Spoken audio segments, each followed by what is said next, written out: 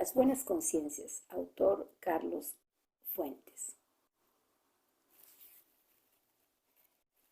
A Luis Buñuel, gran artista de nuestro tiempo, gran destructor de las conciencias tranquilas, gran creador de la esperanza humana. Los cristianos hablan con Dios, los burgueses hablan de Dios. Kierkegaard.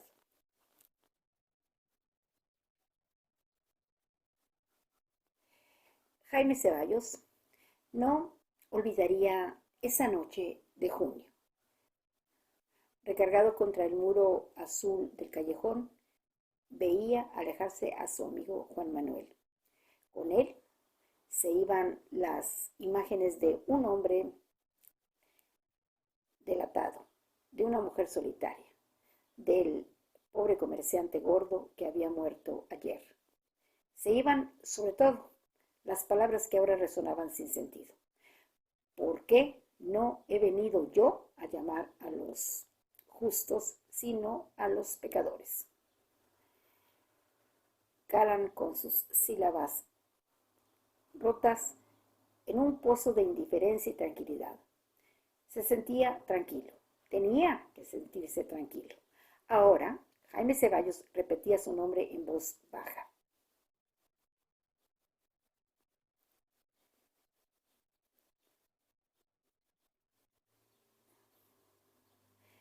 Ceballos. ¿Por qué se llamaba así? ¿Quiénes y para qué se habían llamado así antes que él? Eran esos fantasmas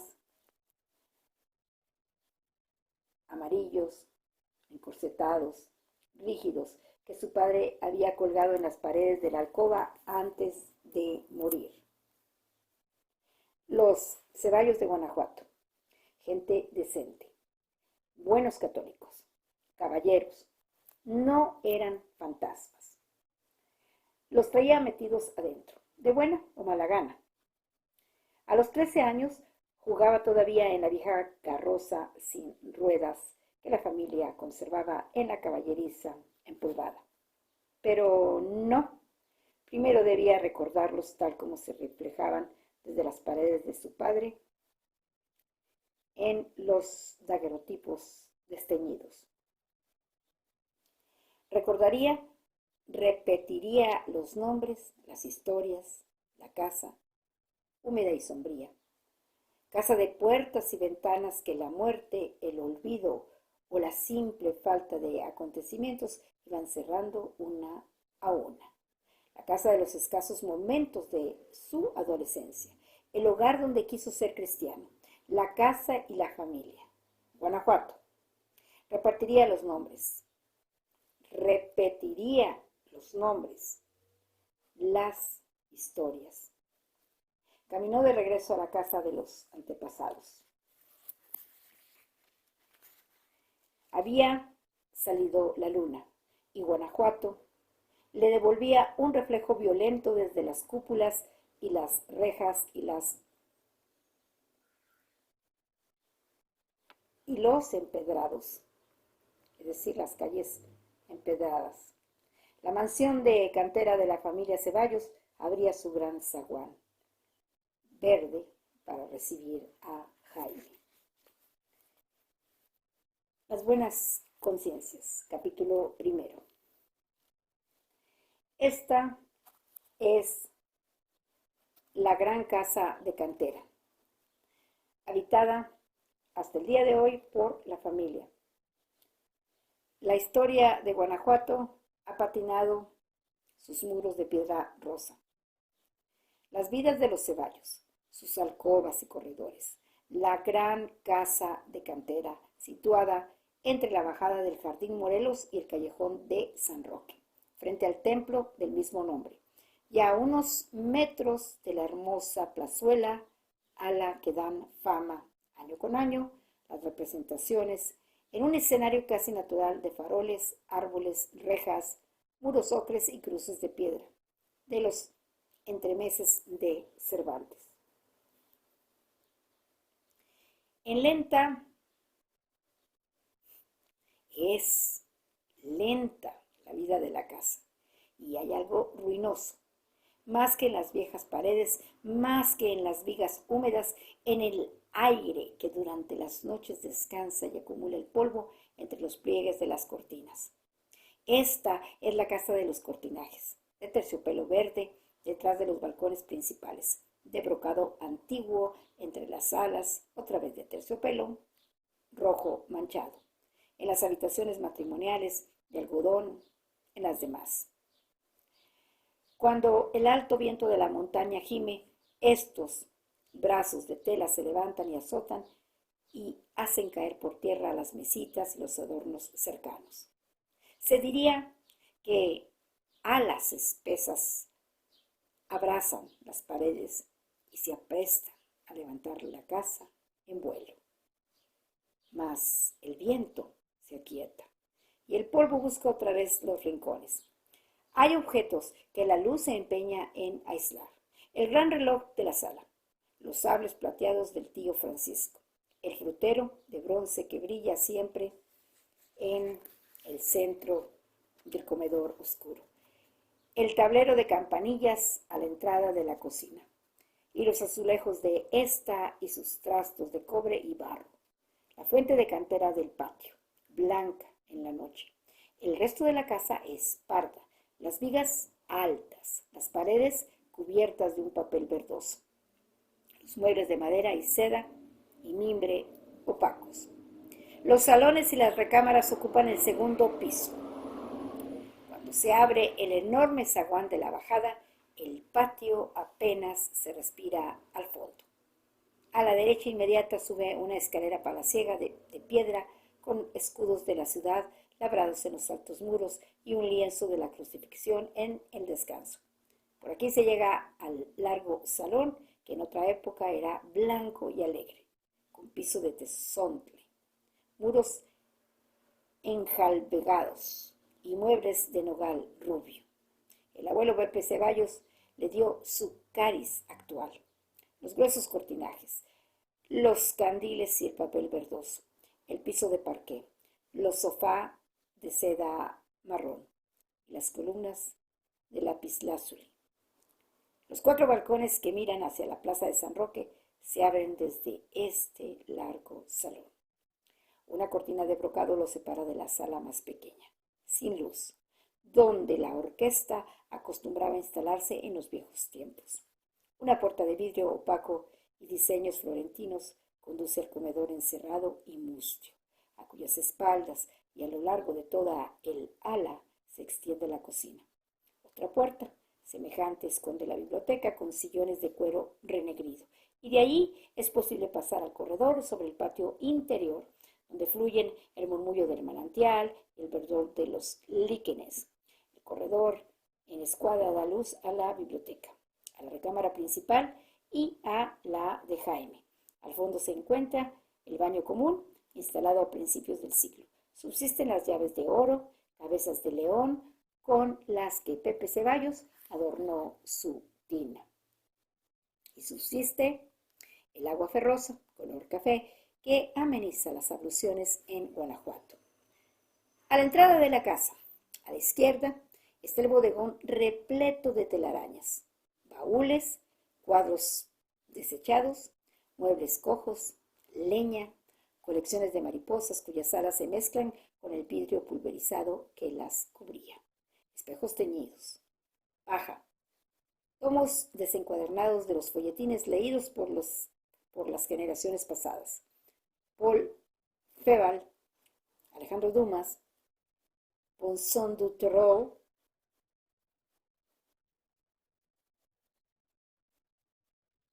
máquinas de costura olvidadas. Tilbury sin ruedas, carroza negra donde se alberga la polilla, búho relleno de trapos, litografía de Porfirio Díaz enmarcada en plata negruzca, abultada forma del maniquí de antaño. Una altísima claraboya deja pasar, granulada, la luz. Es la vieja caballeriza.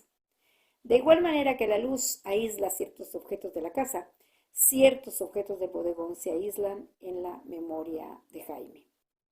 Recuerda el ejemplar amarillo del siglo XIX, hallado en el fondo de un baúl en el que la patria mexicana agradecía a Prim haberse retirado de la aventura imperial de Napoleón III. Recuerda los sables plateados del tío Francisco, cruzados sobre la pared del salón de recepciones. ¿Cuántas veces había jugado Jaime con ellos, simulando combates corsarios, justas caballerescas, fugas mosqueteras? Recuerda la enorme fotografía ovalada y sepia de los abuelos. Y un día encontró en el baúl los velos negros que su abuela debió usar en el entierro de Pepe Ceballos. Capítulo 2.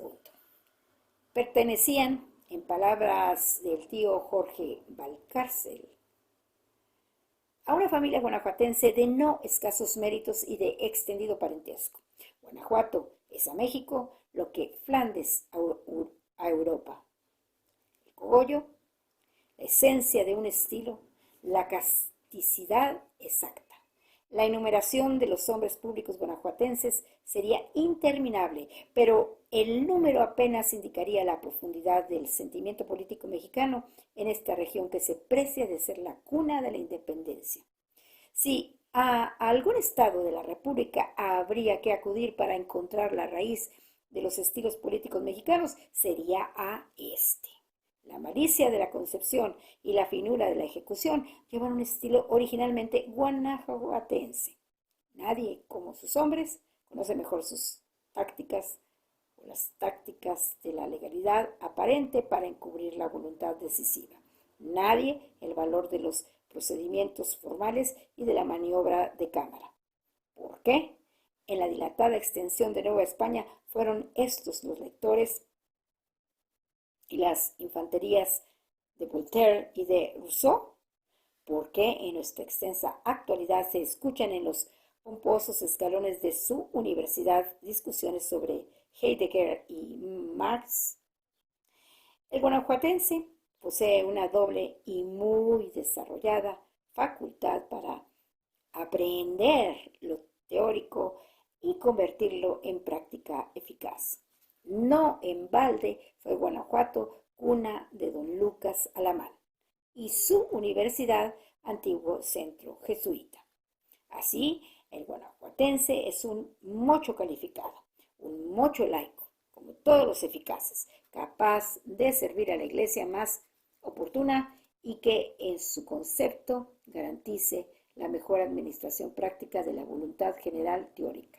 Inteligentes, de propósitos internos claros y manera exterior velada, herederos de una tradición que el excesivo centralismo mexicano no ha alcanzado a destruir. Los guanajuatenses representan la cima del espíritu del centro de la República. Lo que en los michoacanos es seriedad rayana en lo solemne, en los guanajuatenses se deja atenuar por el sentido de la conveniencia y de la ironía. Lo que en los zacatecanos es exceso de arraigo provinciano, lo templan los guanajuatenses con un sentimiento de universalidad. Les visitó el barón Alejandro de Humboldt. Los adorna un teatro Juárez, decorado por el escenógrafo de la ópera Comique. Les pertenece, apropiada por los hombres de la independencia, la tradición del siglo de las luces. Lo que en el poblano es hipocresía abierta, en el guanajuatense es insinuación talentosa. Lo que en el capitalismo, lo que en el capitalino, en fin, es afirmación o reticencia, en el guanajuatense es puro compromiso. La familia de Ceballos pertenecía con plenitud a ese singular cogollo del centro mexicano. Si para otras familias locales el nombre clave en la historia del Estado era el del conde de Casa Rull o los del intendente Riaño, don Miguel Hidalgo, don Juan Bautista Morales o el padre Montes de Oca, para los Ceballos no había apellido más ilustre, y así lo recordaban diversos retratos distribuidos en las salas del caserón de cantera. ¿Qué? El nombre de Muñoz Ledo.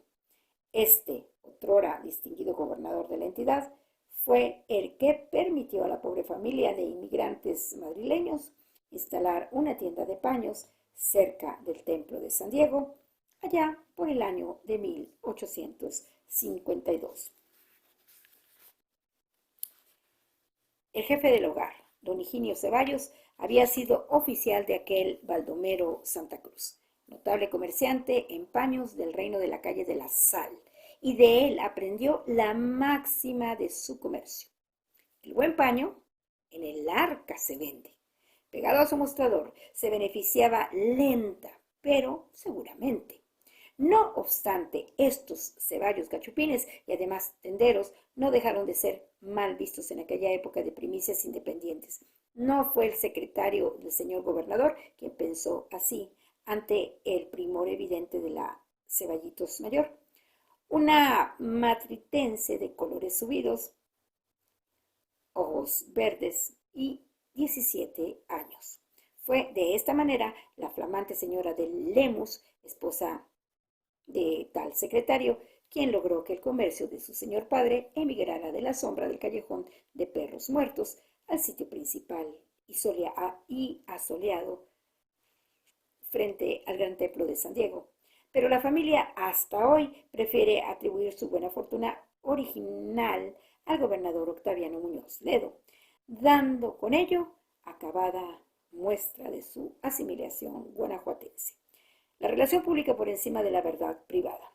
Bajo tan altos auspicios, los tres jovenzuelos de la casa pudieron prosperar, recibir las lecciones de profesores privados y aprender las cosas que, al lado de la experiencia comercial, convenía saber a los buenos vendedores de paños en trance de encumbramiento social.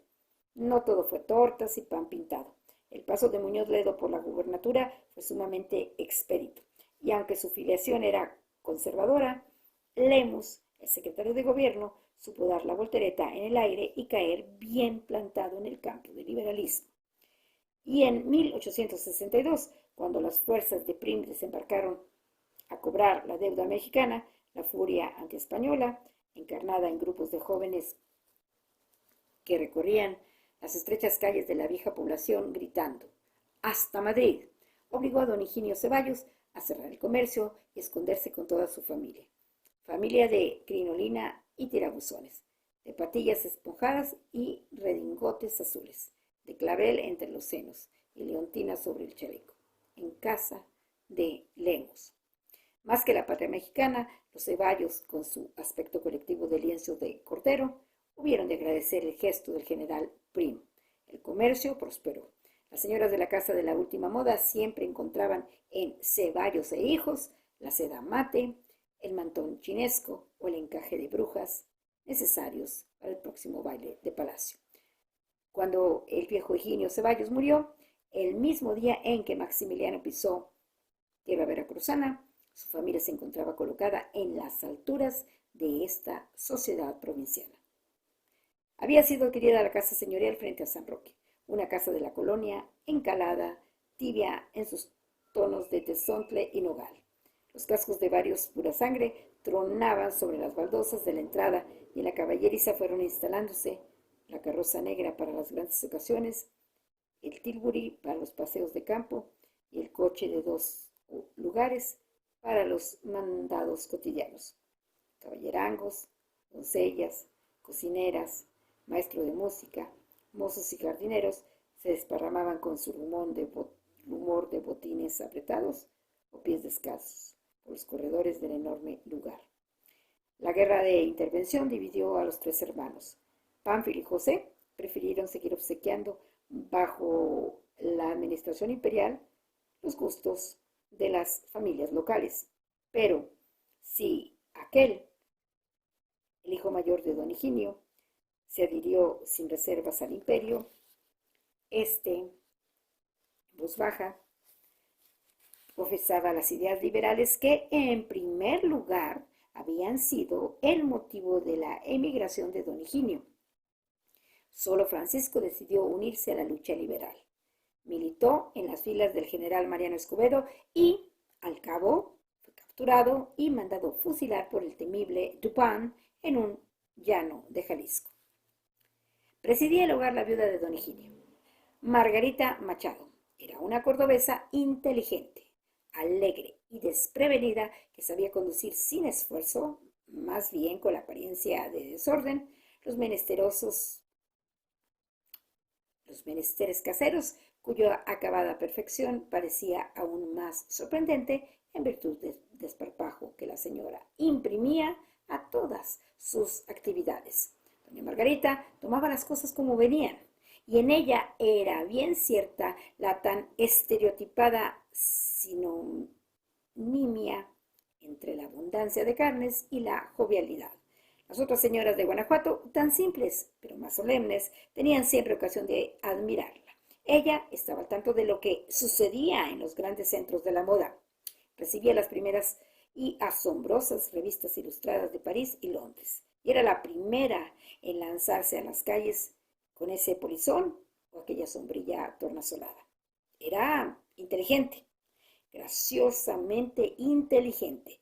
Guardaba las apariencias sin regocijarse o entristecerse demasiado con los eventos alegres o dolorosos de la vida cotidiana.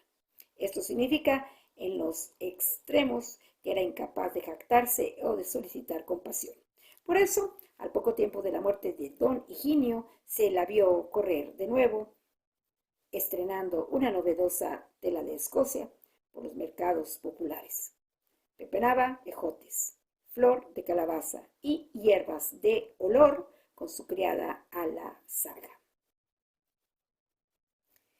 Si no con la palabra, mediante el ejemplo, quería dar la señora su lección de sencilla honradez humana a los hijos José y Pánfilo. Pensaba en sí misma como una indiana. ¿Quién me iba a decir?, decía a sus hijos. Cuando Higinio medía telas en calle de la Sal, que en América llegaríamos a ser tan principales. A veces me asusto. No lo olviden. Si somos algo, lo debemos al trabajo honrado. No somos aristócratas, sino una familia liberal y modesta. Virgen Santísima. A veces me dan ganas de que los Santa Cruz nos viesen ahora. La madre y los hijos reían mucho con esta broma, pero si Pánfilo aplicaba al pie de la letra las palabras de doña Margarita, Pepe sí sentía el orgullo de la rápida riqueza americana. Pánfilo era el más trabajador, pero el otro el más despierto. Pánfilo abría la tienda a las 7 de la mañana y ya no se apartaba. El buen paño en el arca se vende. El mostrador, sino el tiempo necesario para caminar a la casa, almorzar con la familia y regresar. Apresurado al oloroso depósito de percales, lanas, sedas. Pepe, en cambio, pasaba largas noches de tertulia que aprovechaba para averiguar las necesidades de vestuario de las damas y caballeros presentes. Al día siguiente les haría llegar la muestra o el corte. Nunca se presentaba en la tienda antes de las 10 y siempre faltaba. Más tertulia, paseos a las presas de la Olla y San Renovato, juegos de naipes en las tardes. A menudo viajaba a México. Había perdido el acento madrileño de su infancia.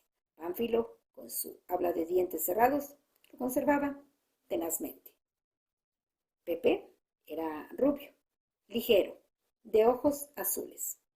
Pánfilo, de cejas pobladas, andar pesado. No se permitía un pensamiento ajeno al comercio de telas. Aquel esperaba la oportunidad de participar en otro tipo de vida. Pánfilo murió soltero. José en 1873. Se casó con una señorita llamada Guillermina Montañez. Ese mismo año el gobernador Florencio Antillón ordenó la construcción del Teatro Juárez. El bigote y la piocha, las lustrosas botas federicas del señor gobernador, el pantalón blanco y la casaca azul con grandes solapas bordadas de oro, el sombrero emplumado, lucieron como nunca en la boda Montañés-Ceballos. Beata, severa, sin un rasgo de humor, Guillermina fue aceptada, mas no querida, por la viuda Margarita. Ave María, esta casa se va a quedar sin salero.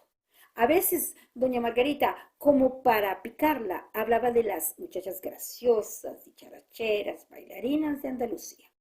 Sus palabras pasaban como espumarajos mediterráneos sobre la austeridad inconmovible de la nuera. El pardo altiplano triunfaba sobre la huerta meridional. Los Ceballos se hacían mexicanos. Desde que Guillermina entró al cuadro, este comenzó a parecerse a alguno de Hermenegildo Bustos. Fuera flores y escotes. Adentro, tez apiñonada, cuellos altos, colores solemnes. Guillermina Montañés era hija de una vieja familia de fortunas fundadas en la minería. Estas actividades, como es sabido, se contrajeron desastrosamente a partir de las guerras de la independencia. Pero la disminución de la fortuna solo aumentó el orgullo de Guillermina y su gente. La clase media, para sentirse aristócrata, requiere de la nostalgia. Este sentimiento de su mujer hizo que al poco tiempo Pepe se incomodase todavía más con el comercio de telas y decidiese picar alto. La revuelta de Tuxtepec y el ascenso de Porfirio Díaz al poder decidieron su destino. Con el soldado oaxaqueño llegaron a la administración central parientes de los Montañés y amigos de los Ceballos, gente nueva con la cual sustituir a la de Lerdo de Tejada. Y Pepe multiplicó los viajes a México. De ellos sacó una cosa en claro: la minería iba a resurgir. Díaz la ayudaría con transportes multiplicados y baratos. Importaría del extranjero los procedimientos perfeccionados de fundación. Importaría del extranjero los procedimientos perfeccionados de fundición y refinamiento de metales de baja ley. Aumentaría la demanda de metales industriales. Pepe convenció a Guillermina, no sin dificultades, pues ella prefería la nostalgia a un nuevo apogeo. La percibió y por fin la convenció de que debían vender algunas viejas minas de oro para explotar nuevas de mercurio, plomo y estaño. Se combinó con una empresa británica y hacia el año de 1890 recibía fuertes ingresos anuales de la explotación. No terminó allí el rápido encumbramiento económico de Pepe Ceballos. La ley de baldíos de 1894 le permitió adquirir ilegalmente, pero con la aquiescencia de las autoridades porfiristas, la extensión de 48,000 hectáreas en una zona colindante con el estado de Michoacán. En esta entidad compró Pepe 30,000 hectáreas más, uniendo la producción subtropical a la de trigo, frijol y, a falta del fundo,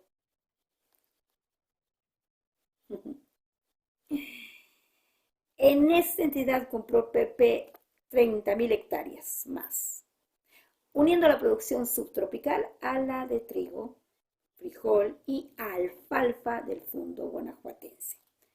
En 1903, cuando el presidente Díaz pasó bajo los capiteles de bronce y las estatuas de las musas para inaugurar el Teatro Juárez, la familia Ceballos ocupó uno de los principales palcos. Lo presidía un Pepe rubicundo, barrigón, adornado con barbas canosas recortadas al estilo del emperador de Austria-Hungría.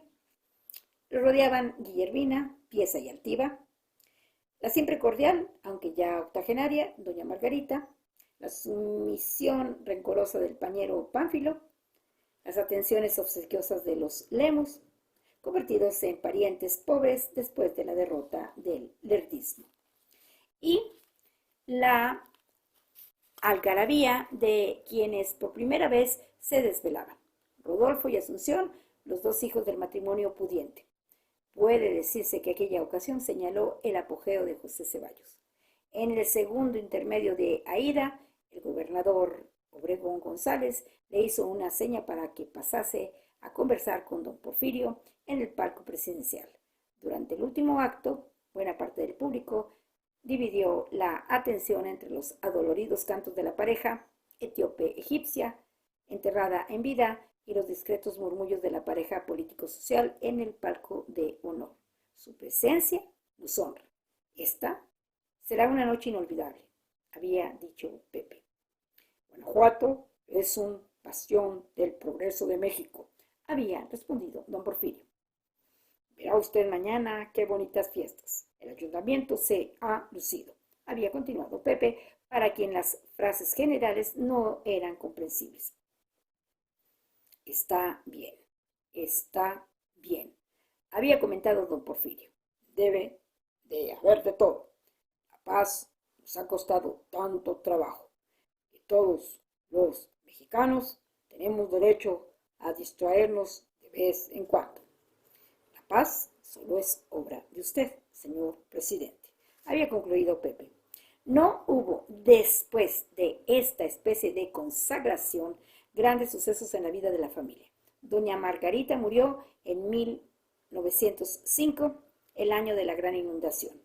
Pánfilo se mudó de la casa familiar a los Altos del Comercio. El pobre, tan trabajador, no supo prever, sin la ayuda de la madre, los cambios de la moda, el paso del polizón a la falda estrecha, de las telas oscuras a las de fantasía. No fue percibido por el viejo pañero. Por algo, antes de expirar, la anciana le había advertido. Fíjate bien en la ropa que usa el rey Eduardo VII. Pánfilo no supo entender estas últimas palabras, y su comercio se transformó pronto en un expendio de telas solemnes que la gente solo compraba en previsión de alguna ceremonia oficial o fúnebre. No sin cierta reflexión irónica, se percató de que sus antiguos clientes acudían ahora a la tienda que, en la contraesquina, había instalado otro comerciante español recién llegado a Guanajuato, y nombrado don José Luis Régules. La casona de la bajada del Jardín de Morelos era a menudo escenario de grandes fiestas. Pepe Ceballos, buen hijo de su madre, amaba el bullicio, el descorche de botellas, el rumor de violines y faldas de tafeta. Guillermina prestaba el contrapunto de dignidad exagerada a estas reuniones, que durante aquellos años fueron las más comentadas de Guanajuato. Las familias decentes de la ciudad, las de la administración oficial, la minería y el gran comercio, y las que empezaban a enriquecerse en las industrias del algodón y la harina, de la lana y el cuero, se daban cita en la casa de cantera, en el largo salón del segundo piso, donde el estilo antañón del lugar había sido sustituido a la vuelta del siglo por decorados franceses. Un cuarteto tocaba los valses de Johann Strauss, de Juventino Rosas y de Ricardo Castro. Corrían los mozos con bandejas y hasta se suscitaban discusiones políticas. Se formaban, por lo general, dos grupos: el de los funcionarios, comerciantes y mineros mayoritario, que aplaudía la política de Díaz en todos los órdenes, y el de los nuevos industriales, que pedía ciertos cambios, mayor libertad, gente nueva alrededor del presidente, que uno y otro respetaban y consideraban indispensable. El paso del nuevo comerciante, don José Luis Régules, por estos saraos fue muy rápido. Bastó con que, guiñando sus ojillos acerados, insinuara la necesidad de fomentar la pequeña propiedad y acabar con los latifundios para que las puertas festivas, si no las necesariamente comerciales, se le cerraran. También se celebraban de tarde en tarde fiestas infantiles para los dos niños de la casa. Rodolfo, el mayor, debía ser, con el tiempo, abogado. Pepe ya había solicitado con seguridad anticipada su inscripción en la Escuela Católica de Jurisprudencia para el año de 1912. Doña Guillermina esperaba casar a Asunción. La muchacha apenas cumpliera 18 años y para ello, con anticipación semejante a la de su marido, cultivaba al chico Valcárcel del Moral, heredero de otra rica familia de la ciudad. Una noche del año de 1910, le mandaron avisar a Guillermina que su marido, tan colorado, tan sanote, había caído con una terrible fiebre en un pueblo cercano a León. Llevaba 3 días recorriendo las tierras a caballo y en una de esas ocasiones, la noche y la lluvia se le vinieron encima. Pepe Ceballos se estaba muriendo de pulmonía y deliraba tanto que no era posible pensar en trasladarlo de la sucia casa de adobes en la que se encontraba. Hacia allá salió la tiesa señora, solo para encontrarse con las fogatas muertas de los peores, el relincho mañanero de los caballos y el cadáver de Pepe.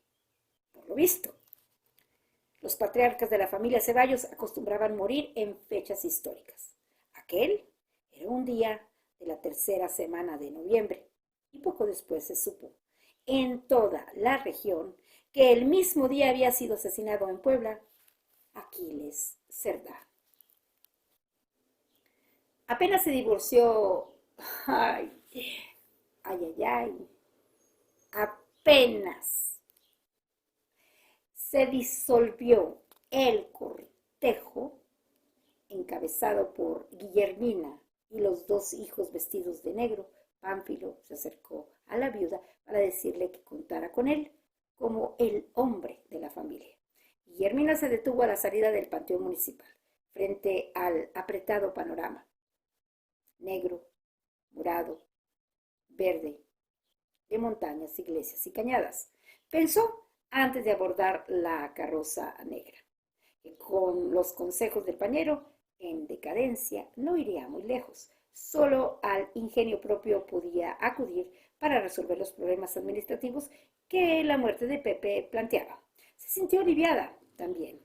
El golpe la restituía en cierta medida al viejo estado de nostalgia que era su preferido. Tomó las manos de Rodolfo y Asunción y descendió en el carruaje al centro de la ciudad. Fueron varias sus decisiones. Vender las minas al buen precio que le ofrecieron los socios ingleses de Pepe. Confiar las tierras a un administrador. Casar a la niña a los 15 años y preparar a Rodolfo para que oportunamente tomase el puesto del padre al frente de la hacienda. Suspiró. Se desentendía de esas minas en cuya explotación sudorosa, tiránica, a menudo criminal, se fundaba la primera fortuna de aquellos hombres de horca y cuchillo. Modales toscos y látigo presto, sus antepasados. Guillermina se limitaba al estado hacendario, al noble producto del ascenso. Era como subir del lodo a la acera. Suspendió el proyecto de estudios jurídicos de Rodolfo. Con ser hacendado bastaba.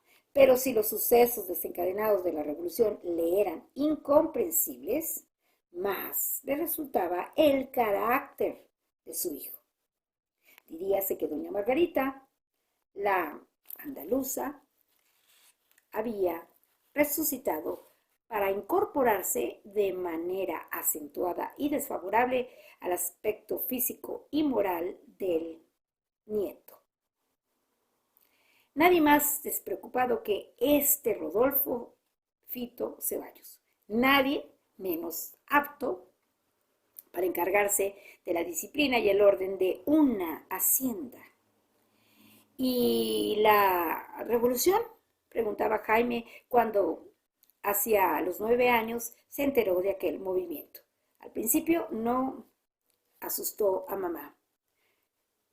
Le respondía a su padre, Rodolfo, mientras consultaba con la mirada a Asunción. No, continuaba la tía Asunción. Al principio no, pero, ¿te acuerdas?, interrumpió Rodolfo, cuando Guanajuato comenzó a llenarse de familias de otros estados. Todas venían a refugiarse. Fue por el año de 1914, decía Asunción. La guerra carrancista había hecho cosas pavorosas. Muchos amigos nuestros de Coahuila, San Luis y Chihuahua vinieron a refugiarse.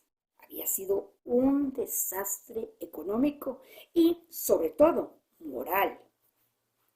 Pero mamá se alegraba tanto de la animación social con tantas gentes aquí, ¿verdad?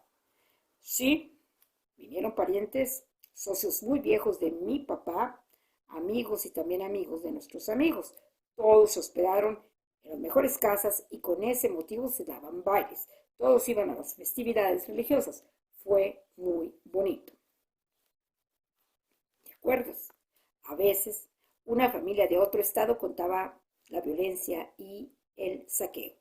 Entonces mamá decía que esta no era la primera revolución. Decía que Guanajuato siempre había sido el estado más rico de México y que nadie se atrevía a tocarlo. El cofre y el granero de la República, decía siempre papá. Pero no fue así. Una gavilla de revolucionarios se apoderó al año siguiente de nuestras tierras. Bueno, tú estabas allí, Fito. Los comandantes vaciaron los graneros. Le informé a mamá que las cuentas andaban muy malas. Creo que entonces se asustó por primera vez. Faltaba lo peor. Al año siguiente sí que cundió la desesperación. El asesino Villa llegó a Guanajuato. Figúrate, hijo, todos le temíamos. Y con razón. Era un antiguo peón, un hombre vengativo y sanguinario. Y de repente desciende con 9,000 hombres aquí, al Bajío. Fue cuando los carrancistas ocuparon Guanajuato. Y los generales Dussart y ¿cómo se llamaba el otro? Carrera. Y Carrera instalaron el cuartel general aquí mismo en nuestra casa. En cuanto tú y tu marido huyeron de Guanajuato, Asunción, ¿te acuerdas? Estábamos recién casados.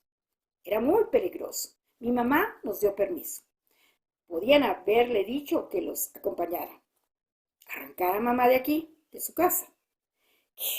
¡Qué esperanzas! Y además éramos jóvenes. Teníamos derecho a ver algo más que esta matanza.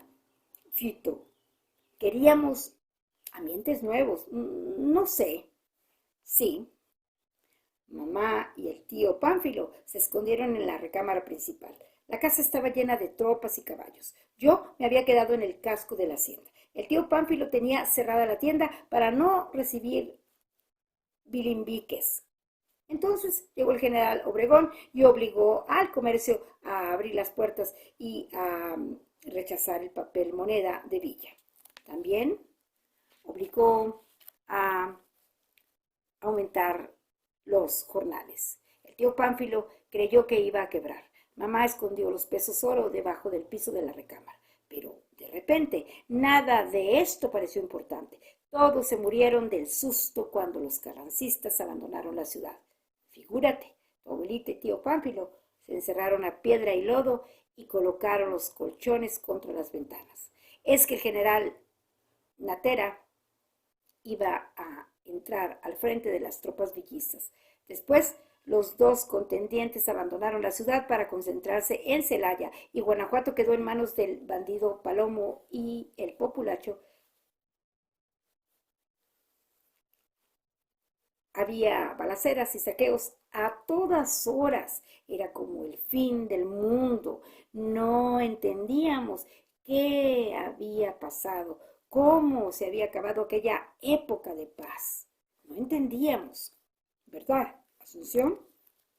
Pero doña Guillermina no perdió totalmente la cabeza. Dispuso que 30 hombres armados vigilasen los cascos de la hacienda. Encargó al capataz los trabajos y relevó a Rodolfo de la administración.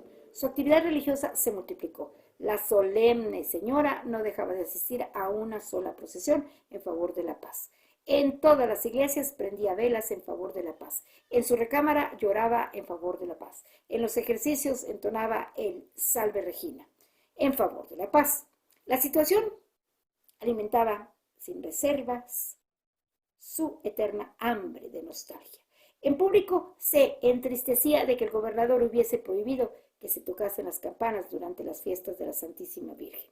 En privado se regocijaba recordando cómo doblaban en otras épocas. Se lamentaba abiertamente de la expulsión de las hermanas del Buen Pastor.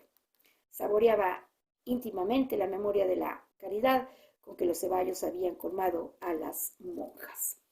Se escandalizaba de que ese fascineroso de Siurov se hubiese atrevido a retirar del Palacio de Gobierno los retratos del presidente Díaz y del gobernador Obregón González. Pero cómo le deleitaba el recuerdo de don Porfirio con Pepe en la ópera, el de don Joaquín atestiguando la boda de Asunción. Bajo el gobierno de Siurov, las cosas se fueron tranquilizando. Sin sentirlo casi, Rodolfo Ceballos dio en concurrir todos los días al viejo comercio frente a San Diego, que el tío Pánfilo apenas atendía ya. El anciano, fruncido y de cerco incomprensible, que iba a cumplir los 80 años, le dejó hacer, y Rodolfo encontró su verdadero y atávico camino en la vida, que era el de atender con bonomia detrás de un mostrador. Quedaban muy pocos criados en la casa en 1917, cuando murió el viejo Pánfilo. Casi todas las recámaras estaban clausuradas en 1920, cuando murió Guillermina.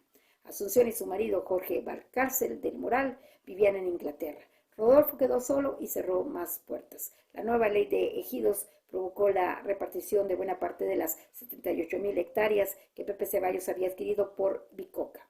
Rodolfo no tenía ganas de pelear y se cruzó de brazos. Con el comercio de San Diego y los pesos oro heredados de su madre, el último Ceballos la iba pasando bien.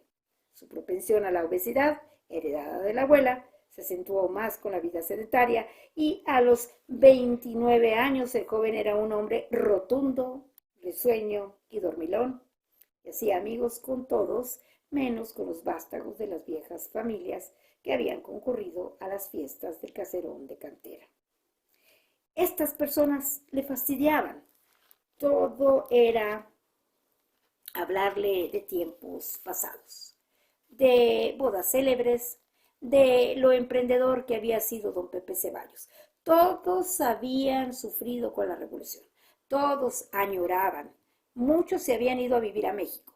Rodolfo prefería conversar del precio del algodón, de las magníficas sardinas portuguesas que estaba corriendo don Chepepón López y de algunas memorables partidas de dominó con otros comerciantes en la cantina del Jardín de la Unión. A las 6 de la tarde cerraba su tienda y se iba a ese lugar. Al poco tiempo, sin frenos familiares, único habitante de la mansión, empezó a invitar a sus deslumbrados contertulios a la casona de cantera. No cabe hacer conjeturas acerca de lo que doña Guillermina hubiese dicho al contemplar en su salón afrancesado esta reunión de hombres en mangas de camisa. Fumaban puros, bebían cerveza, relataban los precios del mercado, proclamaban la ahorcadura de la mula de Cincos. Pero gracias a uno de ellos, el tal Chepepón López, proveedor de vinos y conservas, conoció Rodolfo a la que había de ser su mujer y madre de su hijo. Adelina López, a más de sencilla, era espigada y modosa y muy amiga de asistir a novenarios, comulgar los viernes primeros y de encerrarse durante los ejercicios cuaresmales. Rodolfo ya la había visto en diversas ocasiones durante la serenata, que 3 veces por semana tenía lugar en el Jardín de la Unión. Los hombres caminaban en una dirección y las mujeres en la opuesta. Pero Rodolfo, con su disposición linfática, permanecía sentado en una banca viendo pasar con un palillo de dientes entre los labios. La muchacha, en realidad, ni le gustaba ni le desagradaba, es decir, le era indiferente. Entre sus horas de trabajo, la tertulia con los amigos y una ocasional visita al burdel, el joven comerciante vivía muy contento. De no haber sido por el interés que el Chepepón tenía en ver a su hijita instalada en la insigne casa de la bajada del Jardín Morelos, Jaime Ceballos nunca hubiese nacido. Primero, la niña López comenzó a aparecerse más a menudo en la tienda y Rodolfo, a quien le encantaba el palique, se dejaba pescar en ponderosas conversaciones acerca de la santidad del hogar y la formación cristiana de las buenas madres de familia. Después el joven regordete fue invitado a excursiones con gente de medio pelo. La valenciana, los escondrijos de Ciudad Marfil. Adelina murmuraba algún rechazo alarmado, luego se dejaba tocar por el joven, torpe y nervioso, cuando, al fin, los amigos los vieron entrar juntos a la iglesia de la compañía. Un viernes primero, todos aseguraron que don Chepepón había ganado la batalla. Hubo sus contratiempos. El futuro contrayente le escribió a su hermana Asunción Valcárcel y ésta contestó que no sabía quiénes eran los López de Guanajuato, pero que su marido estaba enterado de que el tal Chepepón era de origen muy dudoso. Como esta advertencia no surtiera efecto, Asunción volvió a escribir indicando que la hija de un don nadie no iba a dormir en la casa de su madre. Lo cierto es que el ansioso suegro Chepepón López había sido en sus mocedades simple aprendiz en el comercio de telas de aquel don José Luis Régules, que tan ruinosa competencia le había hecho al tío Pánfilo. El joven Chepepón tuvo una hija natural que legitimó y que era la misma Adelina que ahora iba a ultrajar la camota de caoba de Margarita Machado y Guillermina Montañez. Pero si nuestro abuelo Higinio también empezó de aprendiz de comercio, se decía Rodolfo, en diciembre de 1926 los jóvenes se casaron y en la mansión de cantera retumbaron las risas de los buenos compañeros de dominó. Rodolfo se mostraba muy contento con su declaración de independencia, pero volvió a sentir el peso de la tradición familiar. La rectitud del abuelo Higinio, el heroísmo del tío Francisco, la honradez del tío Pánfilo, la dignidad de Guillermina, la actividad de Pepe Ceballos. Cuando al año siguiente los Valcárcel se trasladaron a Guanajuato y exigieron que la joven pareja desalojara la casa ancestral. Jorge Valcárcel del Moral había sido enviado por el presidente Calles a realizar un detenido estudio económico de la entidad. Su situación reclamaba la mayor prestancia social. Valcárcel, que a los 20 años había huido despavorido al escuchar los cascos de la caballería revolucionaria, se recibió más tarde en la London School of Economics. A los 29 años había regresado a México, nimbado por estos novedosos prestigios. Cuando el general Calles procedió a reorganizar la vida financiera del país, echó mano del joven preparado, ahora con sus pantalones de tubo y su gorra de cuadros escoceses. El novel economista solicitaba del gordo comerciante que le cediese el techo. Decididamente, la naturaleza de sus obligaciones le permite vivir en los saltos del comercio como el tío Pámpilo. Las mías exigen la casa grande. Había hablado Valcárcel y desde ese momento su voz sería la de la autoridad. No, señor, se había atrevido a contestarle Adelina. Lo que usted no sabe es que Fito y yo nos hemos relacionado con lo mejor de Guanajuato. Aquí se recibe igual que en tiempos de Guillermina. Sí, señor. ¿Cómo había transcurrido ese primer año de matrimonio entre Adelina y Rodolfo? ¿Acaso el joven, al tomar estado, decidió que sus obligaciones consistían en mantener dentro de lo posible la consabida apariencia de un Ceballos? Algún cambio moral debía suponer el matrimonio. El único probable en el caso del tío Rodolfo Ceballos era pasar de la existencia simpática, despreocupada Wanga, que hasta entonces había conducido a una vida, como lo diría él mismo, más seria, más asentada. Nunca habían tenido fe en él. No había podido hacer la carrera de leyes. Su madre lo destituyó de la administración de las tierras.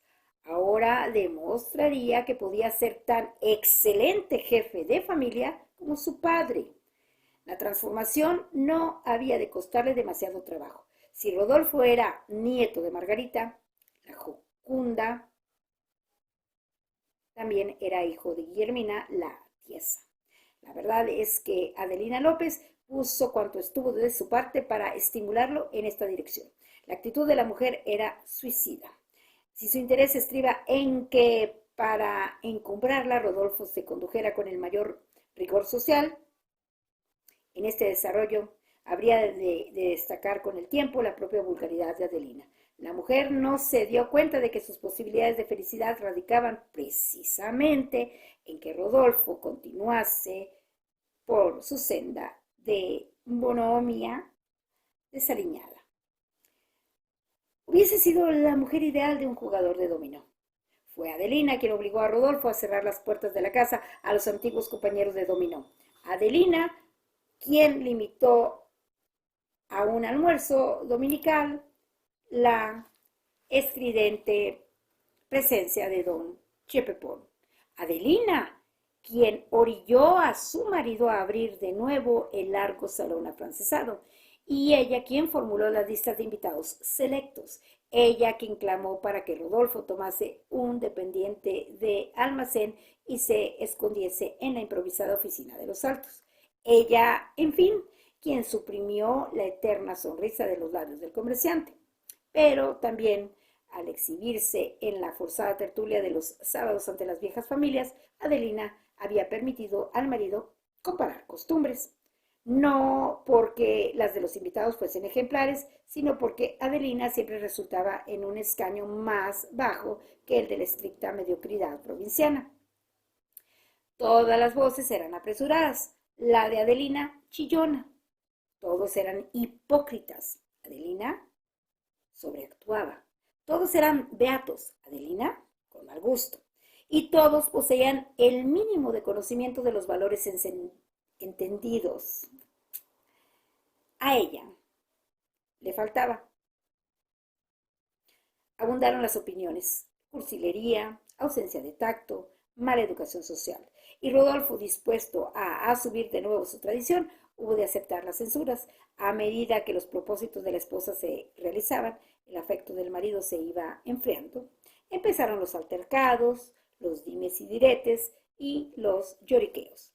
Esta era la situación cuando se presentaron en Guanajuato los Valcárcel y Rodolfo se encontró entre la espada de su independencia amenazada y la pared de su distanciamiento de Adelina. Rogó a su hermana que los dos matrimonios conviviesen durante unas cuantas semanas. La mujer de Valcárcel apenas se olió lo que sucedía en esa casa. Decidió hacerlo. De allí en adelante todo fue encontrar defectos en la conducta de Adelina. Cucarachas en la despensa, polvo en las repisas y suspirar por los tiempos en que doña Guillermina regenteaba el hogar. Anda, queridita, si de veras quieres quedar bien con nuestras amistades, déjame ordenar a mí la cena. Ya sabes que de ti todos se burlan. Es que hay cosas que se maman, ¿verdad? A las 2 semanas, la abrumada hija de don Chepepón declaró que se iría a pasar una temporadita con su padre y nadie la detuvo. Cuando al mes el proveedor de ultramarinos se presentó en la tienda de San Diego para informarle a Rodolfo que Adelina esperaba un hijo. El marido sintió remordimientos y quiso enfrentarse a Asunción. La hermana en el acto le hizo ver que lo cuerdo era traer a la criatura cuando naciese a la casa y al ambiente que le correspondía, que lo conveniente era anular un matrimonio tan contrario a la razón, separarse de esa mujer vulgar y tomar una esposa digna de su nombre y de su educación. Varias noches de malestar pasó el buen Rodolfo, cavilando sobre las contradicciones de su situación. En ciertos momentos era el joven rubicundo y despreocupado. En otros, el señor que optó por volverse serio. Su corazón se inflamaba de piedad. Después se decía que su hermana estaba en lo justo. Luego pensaba en el parto solitario. Más tarde recordaba con desagrado el mal cuidado de la casa, el amor a las puras apariencias. Total, que entre duda y duda era Asunción la que actuaba y Asunción la que presentó a su hermano un buen día, el niño rubio y colorado como el abuelo. El comerciante ya no se atrevió a preguntar por la madre y al bautizo solo asistieron Rodolfo y los padrinos Valcárcel. El niño pronto aprendió a llamar mamá a Asunción.